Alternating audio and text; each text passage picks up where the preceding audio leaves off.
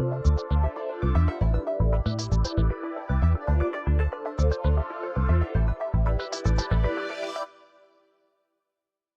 you ever noticed how easy it is to trust everyone else's opinion except your own?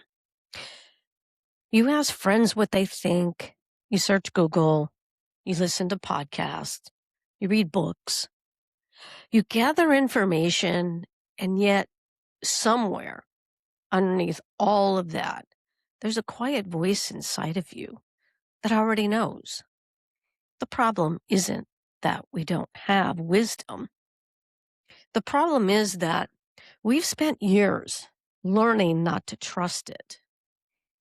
Today, I want to talk about something that changes everything when we reclaim it, and that's self-trust. Because the truth is a lot of us aren't stuck because we don't know what to do. We're stuck because we don't trust ourselves enough to do it. Hey, everyone, and welcome back to the Soul Talk podcast. I'm really excited that you're here today.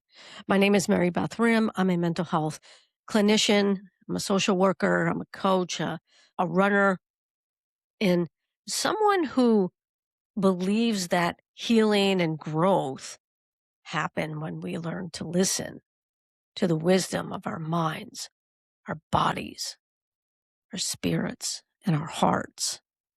And if you're new here, welcome. So thrilled that you're joining us. Each week, we explore the connection between mindset, movement, emotional wellness, and living a more intentional life. And before we dive in, I want to invite you to subscribe to my YouTube channel if you haven't already. It helps more people find these conversations and become part of a growing community. And each day, there's a meditation that goes along with each week's conversation. Also, if you're finding value in these episodes, please like, comment. I always comment back and share them with someone who may need this message today. Now let's get started. So there's this great disconnect. I think one of the greatest losses many of us experience isn't confidence. It's trust. Trust in ourselves. When we're young, we naturally trust our feelings. We trust our instincts. We trust what feels right and what doesn't. Then life happens because someone tells us we're wrong. Someone criticizes us.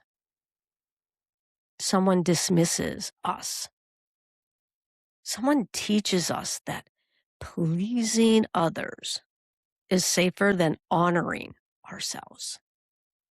And little by little, we begin outsourcing our authority. We start looking outside of ourselves for answers. And the irony is that many people become incredibly successful while becoming increasingly disconnected from themselves. Because they can run companies, raise families, care for everyone around them. But when asked, what do you want? They aren't sure. Also, when asked what feels right for you, they hesitate. Why? Because somewhere along the way, they stop listening. So here's why self-trust matters. Self-trust isn't believing you'll always make the perfect decision. No, it's believing you'll be okay even if you don't. Think about that for a moment. Many people don't trust themselves because they're afraid of making mistakes. But mistakes aren't evidence that you can't trust yourself. Mistakes are evidence that you're human. The people who trust themselves aren't the people who never fail. They're the people who know they can recover. They know they can learn. They know they can adapt. They know they can begin again. And that changes everything.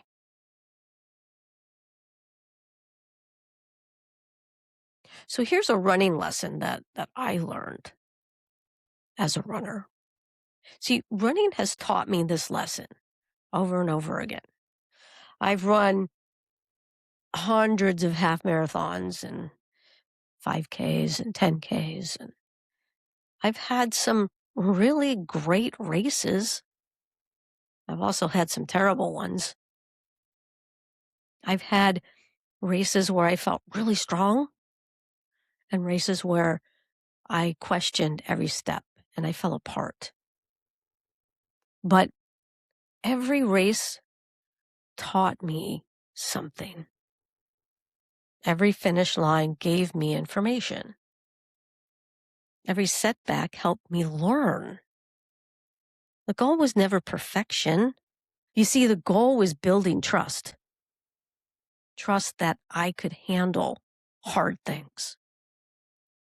Trust that I could keep moving and keep moving forward. Trust that I would find my way. And life works exactly the same way. You don't have to be an Olympian. I know I'm not. You just have to trust yourself and trust your abilities and your body to keep moving forward. And there's a cost of not trusting or not trusting yourself. See, when we don't trust ourselves, we become exhausted. And what do? We overthink. We second guess. We replay conversations in our head over and over and over again. And we constantly wonder if we're doing enough. We seek reassurance from others. We ask everyone what they think. And then we become even more confused because everyone has a different answer or a different opinion.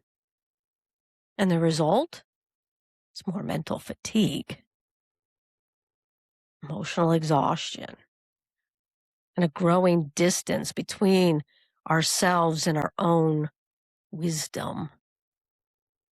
So how do we rebuild self-trust? The good news is that self-trust can be rebuilt. Not all at once, of course, but one choice at a time. Start small. Listen to what your body needs. Honor your boundaries. Pay attention to your intuition. Keep promises to yourself. Follow through on the things you say matter to you. And every time you do, you send yourself a powerful message. I can count on me. And that message begins to change everything. And the role of the nervous system, how it plays into self-trust, here's something we don't talk about enough. It's difficult to trust ourselves when our nervous system doesn't feel safe. So what we're constantly doing is we're constantly stressed, we're overwhelmed, anxious, or operating in survival mode. We lose access to the parts of ourselves that provide clarity, and everything starts to feel urgent.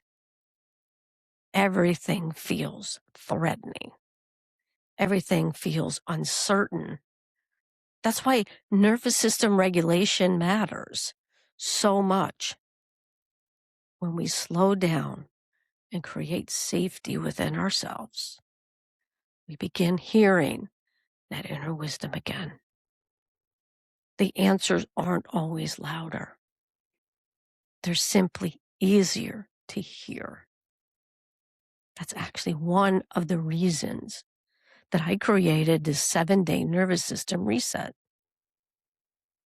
It's designed to help people step out of constant stress and reconnect with themselves again through a simple daily practices.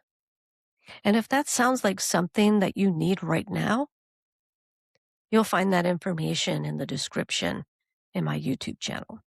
No pressure, just an invitation if you're feeling overwhelmed and ready to create a little more calm in your life. So your next step, maybe the next step isn't finding another answer. Maybe it's trusting the answers that's already been waiting inside of you. Maybe it's making the phone call, having the conversation, starting the project, getting out and just taking a walk, resting when you're tired, setting the boundary, speaking your truth. Whatever it is, trust that you know more than you think you do. And as we wrap up today, I want to leave you with this. You have survived every difficult chapter you've faced so far. Every challenge, every heartbreak, every uncertainty, every moment you thought you couldn't get through. You did it. That is evidence. Evidence that you are stronger than you realize. Evidence that you are wiser than you give yourself credit for. And evidence that you can trust yourself moving forward. I want to thank you so much for spending this time with me today. I really appreciate it. And if this episode resonated with you, please go ahead and hit the subscribe button. Leave me a comment on what your thoughts are and share it with someone who may need to hear this message. Now keep moving forward. One step, one choice, one act of trust at a time. And remember, the relationship you're building with yourself may be the most important relationship of all. Until next time, I'm Mary Beth Rim.